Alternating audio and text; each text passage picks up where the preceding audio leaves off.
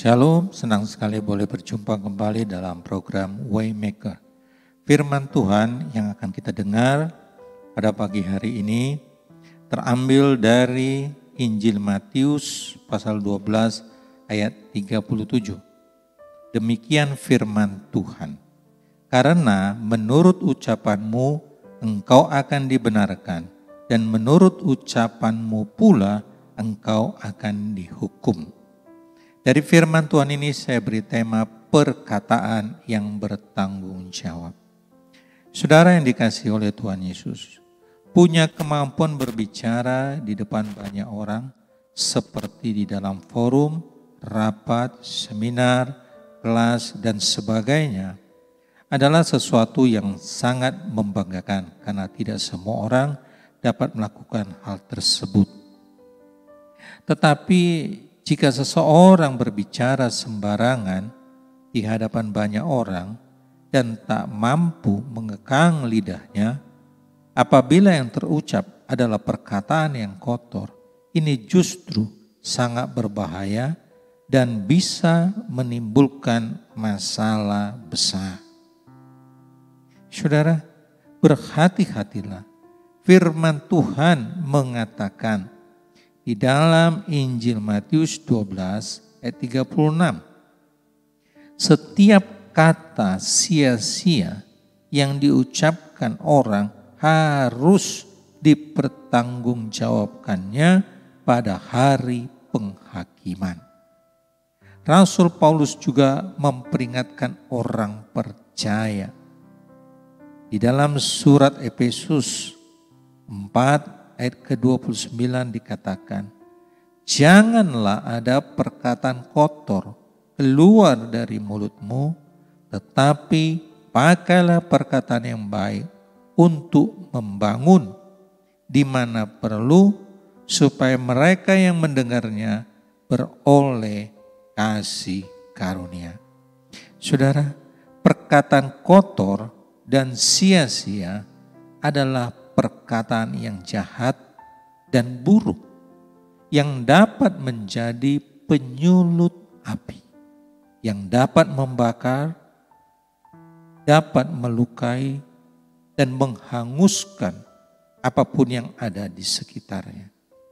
Saudara, sadar atau tidak, ada banyak kata sia-sia yang seringkali meluncur begitu saja dari mulut kita, tanpa kita peduli dengan keadaan orang lain. Kita akan melihat yang termasuk di dalam kategori perkataan kotor itu seperti apa. Contoh satu, fitnah, yaitu perkataan yang tidak didasari dengan kebenaran, yang dengan sengaja disebarkan dengan maksud untuk menjelek-jelekkan, merusak atau menghancurkan nama baik seseorang. Perkataan kotor yang kedua, gosip, yaitu perguncingan atau obrolan negatif tentang orang lain yang belum tentu kebenarannya.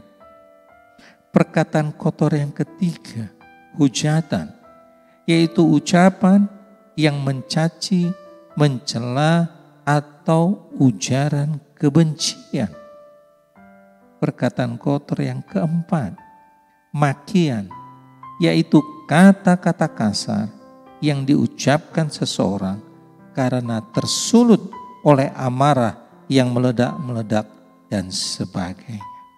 Saudara yang dikasihi oleh Tuhan Yesus, di hari-hari ini dosa yang paling banyak dilakukan oleh orang adalah dosa perkataan.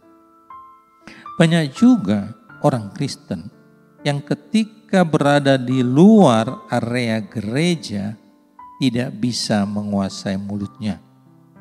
Masih suka mengumpat, berkata-kata kasar, jorok, membicarakan kelemahan, bahkan kekurangan pendeta, bergosip saudara, dan sebagainya.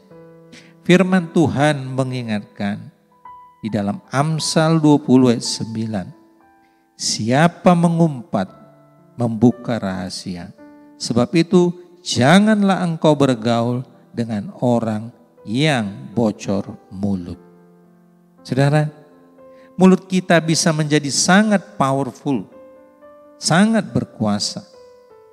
Ada banyak orang yang beroleh kekuatan dan dibangkitkan semangat hidupnya akibat mendengarkan perkataan dari orang lain.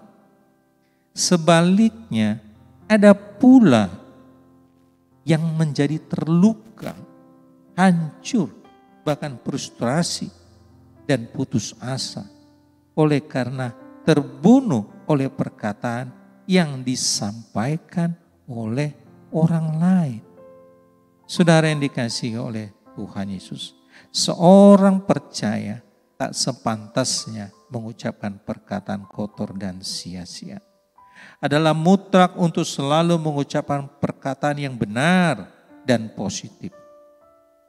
Hal ini perlu latihan dan disiplin tinggi agar kita dapat mengontrol dan menundukkan satu bagian dari tubuh kita yang dapat mempengaruhi seluruh kehidupan kita, yaitu lidah. Oleh sebab itu, saudara yang dikasihi oleh Tuhan Yesus, berdoalah dan mohon pertolongan Roh Kudus.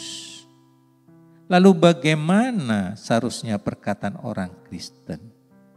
Perkataan orang Kristen itu perkataan yang penuh kasih. Artinya suatu perkataan yang penuh dengan keramahan dan didasari oleh kasih setelah terlebih dahulu dipertimbangkan dengan matang, sehingga orang lain yang mendengarnya dibangun, dikuatkan, dihibur, serta didorong ke arah yang baik. Karena itu, saudara yang dikasihi oleh Tuhan Yesus, firman Tuhan mengingatkan dalam Efesus 4:29. Efesus 4 ayat 29. Janganlah ada perkataan kotor keluar dari mulutmu, tetapi pakailah perkataan yang baik untuk membangun di mana perlu, supaya mereka yang mendengarnya beroleh kasih karunia. Haleluya. Perkataan yang menyampaikan firman. Jadi perkataan orang Kristen, perkataan yang menyampaikan firman, tertulis di dalam 1 Petrus 4 ayat 11a. Jika ada orang yang berbicara, baiklah ia berbicara sebagai orang yang menyampaikan firman Allah. Saudara, ini bukan berarti kita menggurui atau sok pintar, tetapi perkataan kita hendaknya sesuai dengan firman Tuhan, bermuatan kesaksian dan nasihat, sehingga orang yang mendengarnya diberkati. Saudara, firman Tuhan mengingatkan kita 1 Petrus 4 ayat 11a. Jika ada orang yang berbicara, baiklah ia berbicara sebagai orang yang menyampaikan firman Allah. Mencintai hidup dan mau melihat hari yang baik, jagalah lidahmu. Haleluya. Amin. Mari kita berdoa.